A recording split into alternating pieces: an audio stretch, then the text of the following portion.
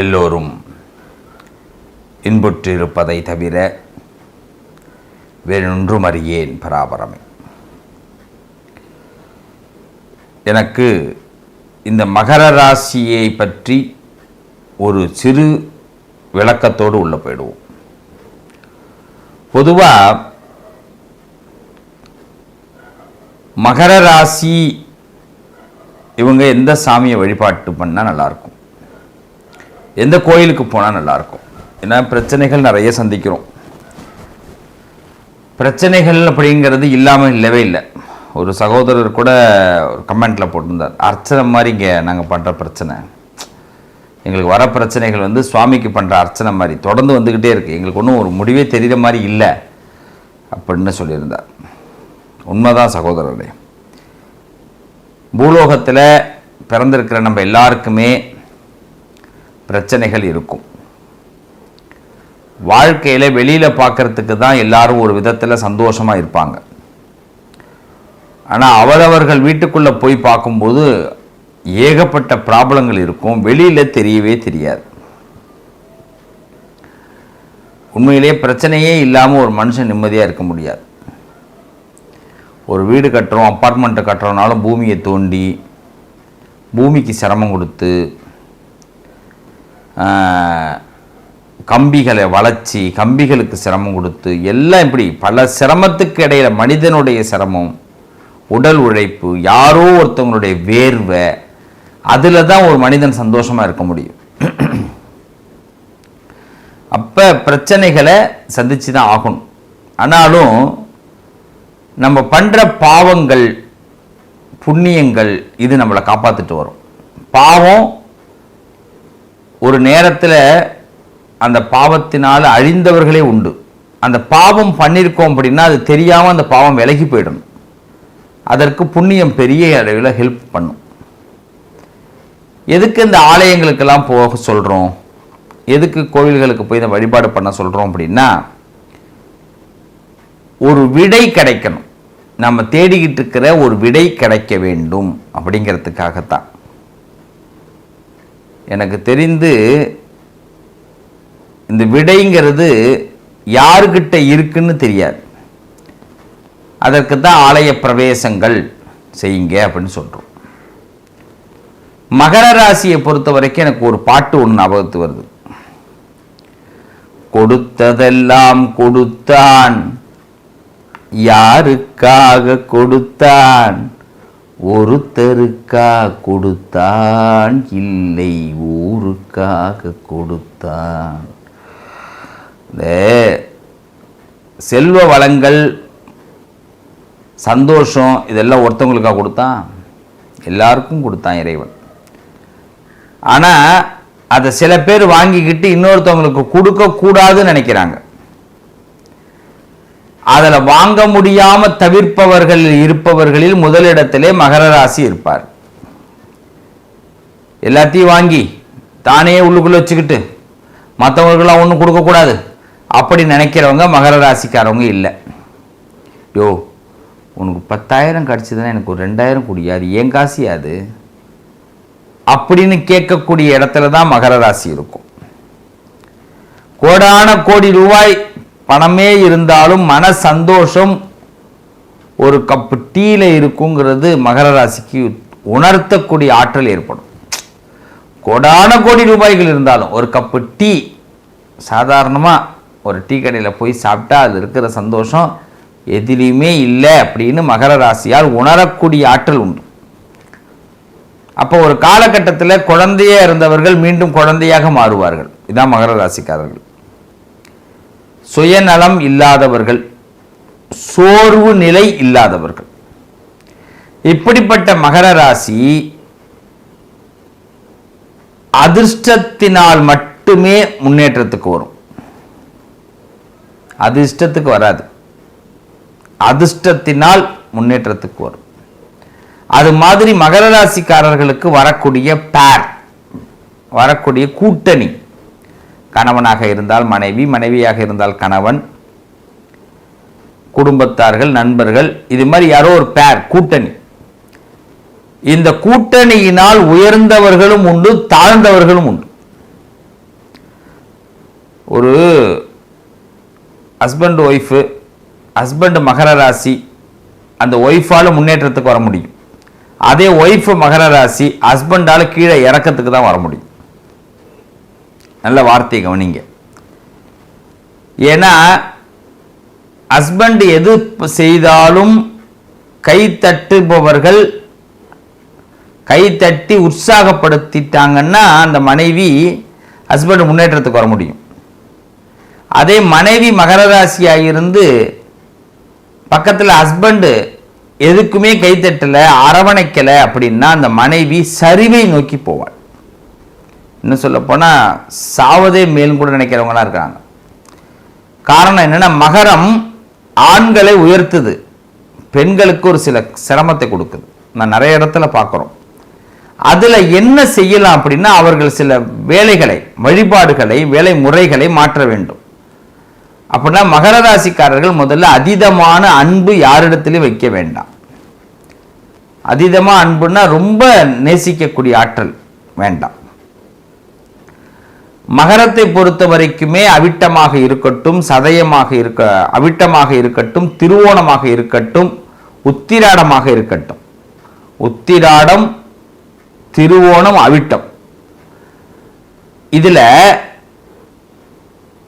தனுசு ராசியில உத்திராட நட்சத்திரத்துல பிறந்திருந்தாங்கன்னா ஒரு யோகம். அதே மகரத்துல உத்திராடத்துல பிறந்தா வேற ஒரு யோகம். இப்ப ரெண்டு உத்திராடம் ஒண்ணுதான், ஆனா தனுசுக்கு வேற கொடுக்குது, மகரத்துக்கு வேற கொடுக்குது. அப்ப தடை இல்லாமல் ஒரு விஷயத்தை பெற முடியாது. மகரத்தால் சில தடை இருக்கும். அந்த தடைகளை எப்படி உடைக்கிறது, இதுக்கு தான் இந்த நிகழ்ச்சி.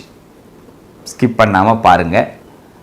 இது மாதிரி வரக்கூடிய தடைகள், ஹஸ்பண்ட் ஒய்ஃபாக இருக்கட்டும், இல்லறமாக இருக்கட்டும், வாழ்க்கையில் ஒரு அடுத்து மேம்பட்டக்கூடிய பணியாக இருக்கட்டும்.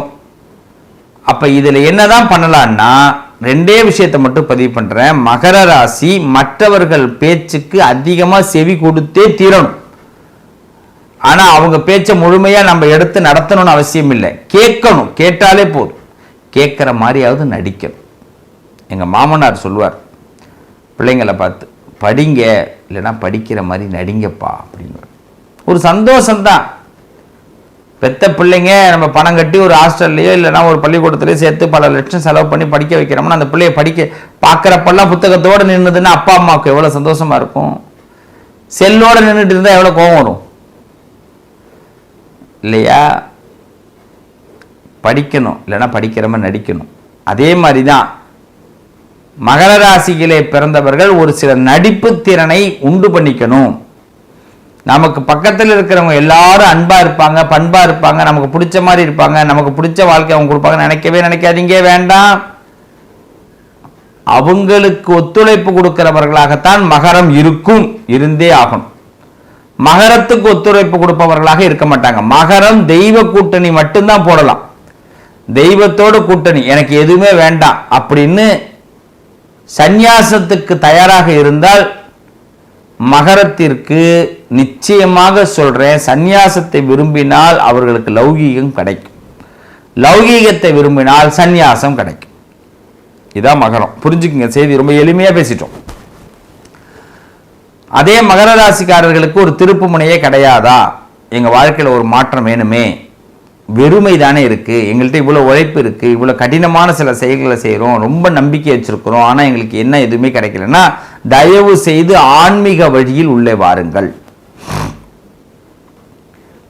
பொறுத்தார் பூமி ஆழ்வார், இதை எடுத்துங்க. நிச்சயமா நீங்க பூமி ஆளக்கூடியவர்கள். பொறுக்க வேண்டும், வேற வழி இல்லை. சொல் பொறுப்புங்கிறது ரொம்ப முக்கியம். மற்றவங்க சொல்றதை ரொம்ப பொறுத்துக்கணும், வேற வழியே இல்லை. இது மாதிரி நடக்கும். செயல் பொறுப்பு அடுத்தது. இன்னொருத்தவங்க செய்கிற செயல் நமக்கு பிடிக்காது, வேற வழி கிடையாது, அதையும் எடுத்துக்கணும். இது மாதிரி பொறுத்து பூமி ஆளக்கூடியவர்கள் மகர ராசிக்காரர்கள். அப்படி பொறுத்து பூமி ஆளக்கூடிய மகர ராசிக்கு ரெண்டு விஷயம் முக்கியமா. மகரத்திலே பிறந்தவர்கள் அவசியமாக நீங்க செல்ல வேண்டிய இடம், ரெண்டு இடம் போகணும். ஒன்று, குருவாயூர் சென்று நாராயணன் கிருஷ்ண பரமாத்மா அந்த கிருஷ்ணனை வணங்க வேண்டும். அவசியம் ஆண்டுக்கு ஒரு முறை குருவாயூர் செல்லக்கூடிய பழக்கத்தை மேற்கொள்ளுங்கள். குருவாயூர் கிருஷ்ணனுடைய பலன் மகரத்திற்கு பரிபூர்ணமா இருக்கும். அவதாரம் மகாபாரதமாக இருக்கட்டும், ராமாயணமாக இருக்கட்டும், அந்த நாராயணனுடைய அவதாரங்கள் தான் எல்லாமே. பலராமனாக எல்லா இடத்திலும் நாராயணன் அவதாரம் எடுத்திருக்கிறார். மகர ராசிக்கும் அந்த அவதார புருஷனால மட்டும்தான் மாற்றம் ஏற்படும். அவர் ஏதோ ஒரு விதத்தில் உங்களுக்கு ஒரு மாற்றத்தை ஏற்படுத்தி கொடுப்பார், பல சோதனைகளை மாற்றி அமைப்பார். குருவாயூர் அது மாதிரி கொல்லூர்ல மூகாம்பிகை அப்படின்னு சொல்லுவாங்க. கொல்லூர் மூகாம்பிகை, அந்த அம்பாளை வழிபாடு பண்ணணும். கொல்லூர் மூகாம்பிகை.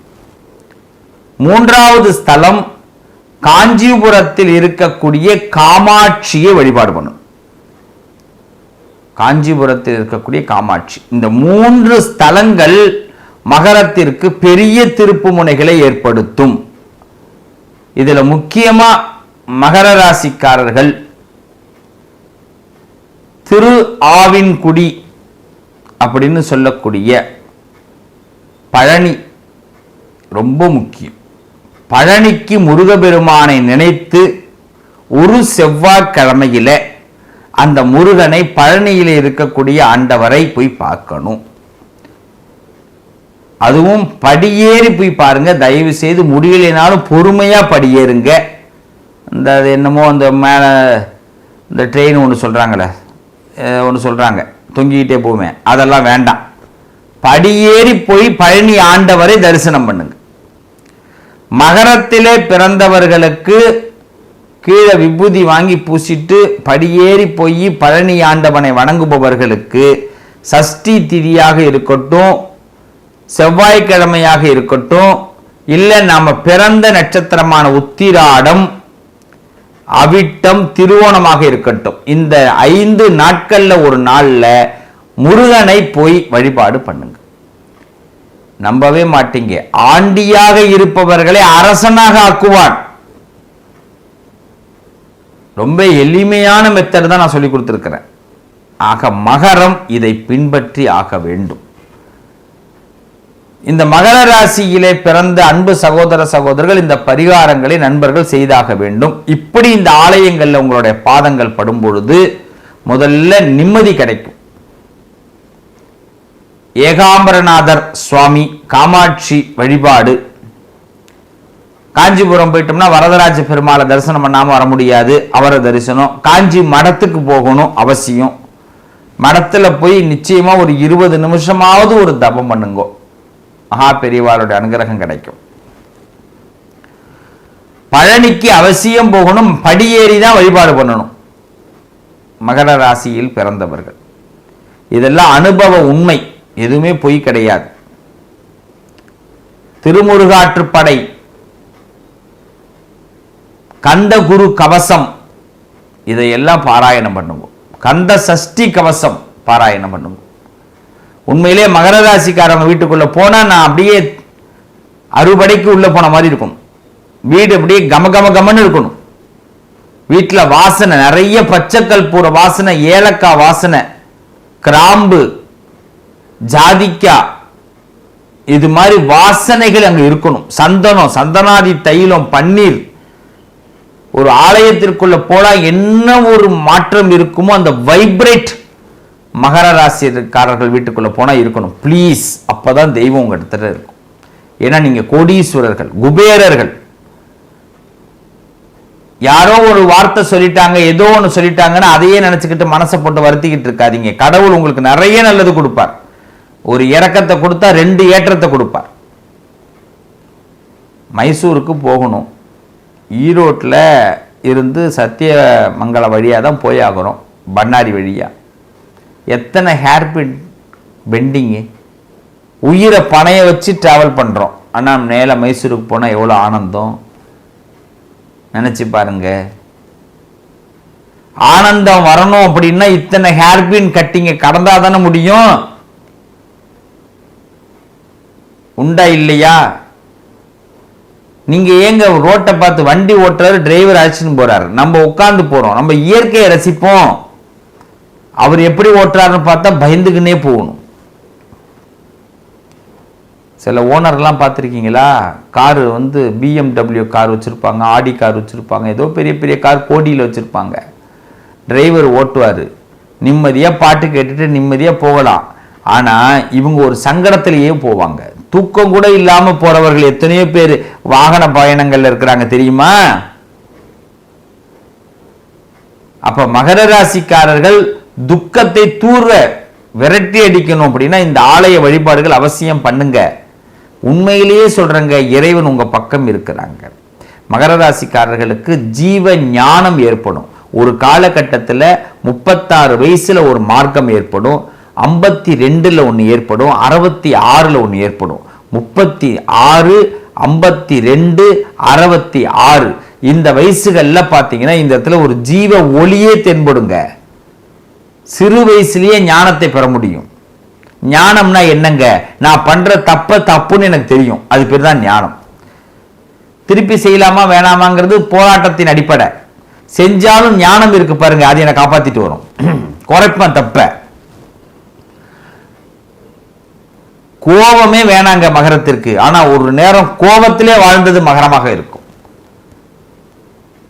கல்வி அறிவு கல்வி ஞானத்தை அதிகமாக வெளிப்படுத்தக்கூடிய இடம் மகரம். அதனால பாத்தீங்கன்னா நிறைய மாணவர்களுக்கு உதவி பண்ணுங்க. கல்வின்னு உதவி கேட்டா செய்யுங்க. தெய்வ பலம் கண்டிப்பாக உண்டு. மகர ராசிக்காரர்கள் உண்மையிலேயே ஒரு புது பொலிவோடு புது மாற்றத்தோடு மகிழ்ச்சியோடு இருப்பார்கள். இந்த பரிகாரங்கள் உங்கள் வாழ்க்கையில் என்றைக்குமே தொடர்ந்து நடக்கட்டும். வருஷம் ஒரு தடவை நான் சொன்ன ஆலயங்களுக்கு போயிட்டு வந்துருங்க. இந்த மூகாம்பிகை அப்படியே கண்ணில் ஜலத்தை நீர் அப்படியே என்ன பண்ணுவான்னா உங்களுக்கு இருக்கிற கவலைகளை தொடச்சி கொடுப்பா. குருவாயூரப்பனுடைய வழிபாடுகள் உங்களை குபேர கடாட்சத்தை கொண்டு போகும். ராஜ்யத்தை ஆளக்கூடிய அரசனாக ஆளக்கூடிய வாய்ப்பை ஏற்படுத்தி கொடுப்பார் பழனி ஆண்டவர். காமாட்சி உங்கள் பக்கத்தில் இருந்து அருள் புரிவா. சங்கரமடம் மடாதிபதிகளுடைய தரிசனம் உங்களை ஏகாந்த சந்தோஷத்தை ஏற்படுத்தும். நல்லதை கேட்போம், நல்லதை சொல்லுவோம், நல்லதை பேசுவோம். நிச்சயமாக உங்கள் வாழ்க்கையில் பக்கத்தில் இருக்கிற பக்கத்தில் இருக்கிற உறவுகள் அதை ரொம்ப முக்கியத்துவம் கொடுக்காதீங்க. யோசிக்கிறத செய்யுங்க, கண்டிப்பாக நடக்கும். நல்லது நடக்கும். வாழ்த்துக்கள். வாழ்க வளமுடன், அமோகமாக இருக்கணும். ஜெயிப்போம்.